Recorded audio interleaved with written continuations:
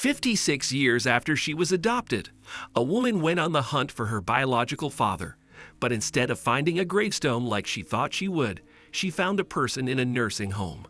Florida resident Deanna Schroeds was only an infant when she made her way into the foster system, and then into someone's forever home. Before we continue, please take some time to subscribe to Beyond the Ordinary, like, and share this video with your friends. It might brighten their day and inspire them to do good. Also keep watching because an important lesson awaits at the end of the video. At the age of 27, Deanna reconnected with her biological mother, Sally King, and had a relationship with her for 20 years. After a cancer diagnosis, King passed away shortly after. One thing King left the world without doing was telling Deanna the name of her father, to which Deanna set out to do on her own. I prepared myself to find a grave, and I now found a person, and it was just absolutely mind-blowing. Deanna told PEPL. Couldn't believe that I had found a person. All she knew was that he was Greek and from Richmond, Virginia. With the limited source of information, she created private Facebook groups and did DNA registries in hopes of locating her father.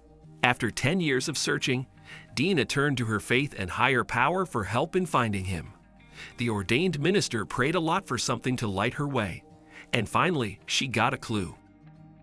I told my husband, I told my best friend Laura. I said, listen, guys, you might think I'm crazy, but I was in prayer. God spoke this to me. Your father's name is Gus, Deanna said. Following that, she received a DNA match with a cousin she never knew she had. After a match on 23andMe, the cousin informed Deanna that he thought she was his Uncle Gus' daughter. Gus Nicola is 92 years old from Richmond, Virginia, and a retired ballroom dancing instructor. He was found in a nursing home after a fall and could no longer care for himself.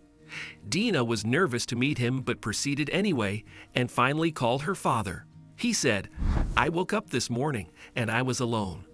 And now this afternoon, I have a daughter. I have a son-in-law. I have 3 grandchildren. I have great-grandchildren. I am not alone in the world anymore.